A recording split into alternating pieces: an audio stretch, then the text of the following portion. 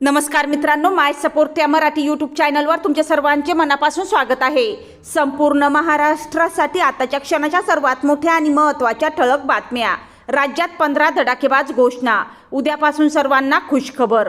8 जानेवारी गुरुवार काही मिनिटांपूर्वीच्या ह्या बातम्या आहेत। या संदर्भात सविस्तर माहिती या व्हिडिओत जाणून घेऊया। तत्पूर्वी तुम्ही माय सपोर्ट या मराठी यूट्यूब चॅनलवर नवीन असाल तर खाली दिलेल्या लाल रंगाच्या सबस्क्राइब बटनावर क्लिक करा आणि समोरील बेल आयकॉन क्लिक करा, जेणेकरून महाराष्ट्राच्या ताज्या बातम्या तुमच्यापर्यंत सर्वात आधी पोहोचतील। तर चला सविस्तर बातम्या जाणून घेऊया। तर बघा, पहिली सर्वात मोठी आणि सर्वांसाठी महत्त्वाची बातमी। नववर्षाच्या सुरुवातीपासूनच म्हणजे 1 जानेवारीपासून राज्यातील स्वस्त धान्याच्या दुकानांमधून दिल्या जाणाऱ्या धान्य वितरण पद्धतीत महत्त्वाचे बदल लागू करण्यात आले आहेत। या बदलानुसार गव्हाच्या वाटपात वाढ करण्यात आली असून तांदळाचा कोटा कमी करण्यात आला आहे। तसेच बराच काळ बंद असलेले अंत्योदय शिधापत्रिका धारकांना साखर वितरण पुन्हा सुरू करण्याचा निर्णय घेण्यात आला असून यामुळे या वर्गातील लाभार्थ्यांना मोठा दिलासा मिळणार आहे। राज्याच्या अन्न, नागरी पुरवठा व ग्राहक संरक्षण विभागाकडून धान्य वितरण अधिक सुसंगत करण्यासाठी हे बदल सुचविण्यात आले होते। त्यानुसार संबंधित अधिकाऱ्यांना अंमलबजावणीच्या स्पष्ट सूचना देण्यात आल्या आहेत। या निर्णयामुळे स्वस्त धान्य दुकानांमधून धान्य घेताना ग्राहकांना काही नव्या फेरबदलांचा अनुभव येणार आहे। गेल्या काही महिन्यांपासून स्वस्त धान्य दुकानातील ग्राहकांकडून गहू आणि तांदळाचा कोटा वाढविण्याची मागणी होत होती। विशेषतः तांदळाच्या तुलनेत गव्हाचा वापर वाढत असल्याचे निदर्शनास आले होते। याच पार्श्वभूमीवर शासनाने गव्हाच्या वाटपात वाढ करण्याचा निर्णय घेतला आहे। मात्र त्याचवेळी तांदळाच्या कोट्यात कपात करण्यात आल्याने काही ग्राहकांमध्ये संमिश्र प्रतिक्रिया उमटताना दिसत आहेत। त्यानंतरची सर्वात मोठी आणि महत्त्वाची बातमी बघा। राज्याच्या अर्थसंकल्पीय तरतुदीनुसार महाराष्ट्र राज्य मार्ग परिवहन महामंडळाचे 1600 कोटी रुपये खर्चाविना परत जाण्याची परिस्थिती निर्माण झाली आहे। या पार्श्वभूमीवर परिवहन मंत्री प्रताप सरनाईक यांनी अधिकाऱ्यांच्या कार्यक्षमतेवर नाराजी व्यक्त केली। तसेच आर्थिक वर्ष संपण्यापूर्वी एसटी महामंडळाच्या ताफ्यात 8000 बस दाखल करण्यासंदर्भातील प्रक्रिया गतिमान करून निधी मार्गी लावावा, अन्यथा संबंधितांना जबाबदार धरून कठोर कारवाई करण्यात येईल असा इशारा दिला आहे। त्यानंतरची सर्वात मोठी आणि महत्त्वाची बातमी बघा। राज्य आणि केंद्र सरकारकडून शेतकऱ्यांसाठी विविध योजना राबविल्या जात आहेत। या योजनांचा उद्देश शेतकऱ्यांचे उत्पन्न वाढवणे, उत्पादन खर्च कमी करणे आणि आर्थिक सुरक्षितता देणे हा आहे। मात्र आता शासनाकडून शेतकऱ्यांसाठी फार्मर आयडी अनिवार्य करण्याचा निर्णय घेण्यात आला आहे। हा फार्मर आयडी न काढल्यास भविष्यात अनेक महत्त्वाच्या कृषी योजनांचा लाभ शेतकऱ्यांना मिळणार नसल्याचा इशारा देण्यात आला आहे। यामुळे सर्व शेतकऱ्यांनी वेळीच फार्मर आयडी काढणे आवश्यक ठरणार आहे। त्यानंतरची सर्वात मोठी आणि महत्त्वाची बातमी बघा। इयत्ता 4थी, 7वी आणि इयत्ता 5वी व 8वीच्या विद्यार्थ्यांच्या शिष्यवृत्तीच्या तारखा जाहीर झाल्या आहेत।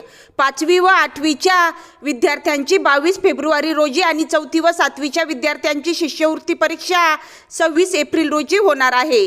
मागील वर्षापासून शैक्षणिक वर्षातील अंतिम सत्र परीक्षा एप्रिलच्या 3ऱ्या व 4थ्या आठवड्यात घेतली जात आहे। पण शिष्यवृत्ती परीक्षेमुळे 4थी व 7वीच्या विद्यार्थ्यांची अंतिम सत्र परीक्षा 15 एप्रिल पूर्वीच पार पडणार आहे। त्यानंतरची सर्वात मोठी आणि महत्त्वाची बातमी बघा। परिवहन मंत्री तथा शिवसेना नेते प्रताप सरनाईक यांनी रविवारी विकासाचे व्हिजन प्रताप सरनाईकांचे मिशन या नावाने शिवसेनेचा वचननामा जाहीर केला। या वचननाम्यात मीरा भाईंदर शहरातील पूर्वीच्या जुन्या अनधिकृत इमारती अधिकृत करून त्यांच्या पुनर्विकासाचे ठोस आश्वासन देण्यात आले आहे। त्याचबरोबर शहरातील अनेक विकास कामांची मुहूर्तमेढ वचननाम्यात रोवण्यात आली आहे। त्यानंतरची सर्वात मोठी आणि महत्त्वाची बातमी बघा। केंद्रीय अर्थसंकल्पाबाबत एक महत्त्वाची अपडेट समोर येत आहे। अर्थमंत्री निर्मला सीतारामन 1 फेब्रुवारी रविवार रोजी केंद्रीय अर्थसंकल्प 2026-27 सादर करणार आहेत। केंद्रीय संरक्षण मंत्री राजनाथ सिंह यांच्या अध्यक्षतेखालील संसदीय कामकाज समितीने बुधवारी संसदेच्या आगामी अर्थसंकल्पीय अधिवेशनाच्या प्रमुख तारखांना मान्यता दिली आहे। तर न्यूज 18ने सूत्रांच्या हवाल्याने वृत्त दिले आहे की संसदीय दिनदर्शिकेनुसार अर्थमंत्री निर्मला सीतारामन 1 फेब्रुवारी रविवार रोजी केंद्रीय अर्थसंकल्प 2026-27 सादर करतील। खरं तर अलीकडच्या काळातील हा पहिलाच केंद्रीय अर्थसंकल्प असेल जो रविवारी सादर केला जाणार आहे। त्यानंतरची सर्वात मोठी आणि महत्त्वाची बातमी बघा। पुणे महापालिका निवडणुकांसाठी अलार्म ही धोरणात्मक मोहीम सुरू करण्याचा निर्णय राष्ट्रवादी काँग्रेसने घेतला आहे। या मोहिमेची माहिती देण्यासाठी उपमुख्यमंत्री अजित पवार यांनी पत्रकार परिषद घेतली। यावेळी त्यांना भाजपवर केल्या जाणाऱ्या टीकेमुळे भाजपचे वरिष्ठ नेते नाराज असून राज्यातील युती तोडणार असल्याचा इशारा भाजपच्या नेत्यांनी दिला आहे। याबाबत विचारले असता त्यावर मी काहीही बोलणार नाही, राज्यातील युती तुटते का राहते याचा निर्णय 16 जानेवारीच्या निकालानंतर होईल, तोपर्यंत जरा कळ काढा असेही त्यांनी सांगितले। त्यानंतरची सर्वात मोठी आणि महत्त्वाची बातमी बघा।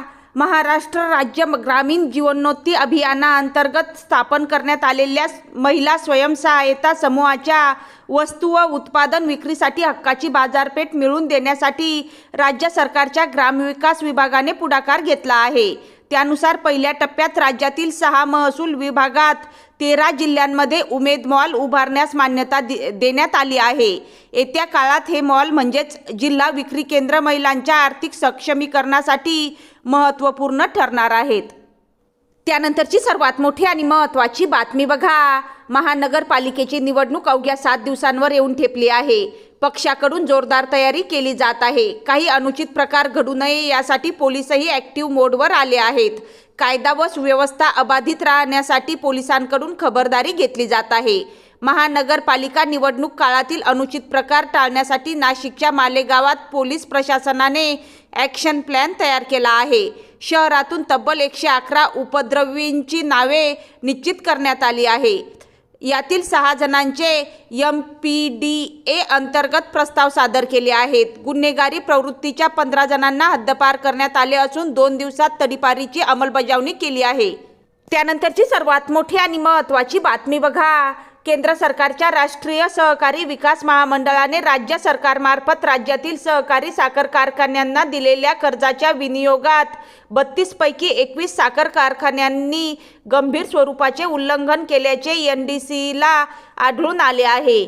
त्यामुळे यातील दोषी असणाऱ्या संबंधित सहकारी साखर कारखान्यांच्या संचालक मंडळावर बरखास्तीची टांगती तलवार असून शासनाकडून प्रत्यक्षात कोणती कारवाई होणार असा मुद्दा मंगळवारी साखर वर्तुळात जोरदार चर्चेला जात असल्याचे सांगण्यात आले आहे। त्यानंतरची सर्वात मोठी आणि महत्त्वाची बातमी बघा। पुणे शहराचा श्वास गुदमरणाऱ्या वाहतूक कोंडीतून नागरिकांना मुक्त करण्यासाठी राज्य सरकारने एक मोठे पाऊल उचलले आहे। महाराष्ट्र राज्य पायाभूत सुविधा विकास महामंडळाने पुणे जिल्ह्यातील 2 अतिशय महत्त्वाकांक्षी रस्ते प्रकल्पांच्या मार्गातील सर्व अडथळे दूर केले आहेत। तळेगाव, चाकण, शिक्रापूर आणि हडपसर यवत या 2 महामार्गांच्या कामाला आता प्रत्यक्ष वेग मिळणार आहे। त्यानंतरची सर्वात मोठी आणि महत्त्वाची बातमी बघा। राज्यातील ग्रंथालय चळवळीला अधिक सक्षम करण्यासाठी नव्याने गठीत करण्यात आलेल्या ग्रंथालय परिषदेची बैठक तब्बल 16 वर्षांनी मंगळवारी मंत्रालयात पार पडली। या बैठकीत ग्रंथालय व्यवस्थापनाच्या सर्वांगीण विकासासाठी ठोस निर्णय घेण्यात येतील। ग्रंथालय चळवळीला नवे बळ देण्यासाठी सहकार्य केले जाईल अशी ग्वाही उच्च व तंत्रशिक्षण मंत्री चंद्रकांत पाटील यांनी केली। राज्य सरकारच्या निर्णयानुसार सुमारे 16 ते 17 वर्षांनंतर राज्य ग्रंथालय परिषद पुन्हा गठीत करण्यात आली आहे। या परिषदेची मागील बैठक 26 मे 2009 रोजी पार पडली होती। यानंतर 16 वर्षांनी ही बैठक घेण्यात आली। आता परिषदेच्या माध्यमातून ग्रंथालय चळवळ सक्षम करण्यासाठी आवश्यक आर्थिक पाठबळ देण्यात येणार आहे। तसेच ग्रंथालय व्यवस्थापनाच्या सर्वांगीण विकासासाठी ठोस निर्णय घेण्यात येतील असे आवाहन चंद्रकांत पाटील यांनी दिले आहे।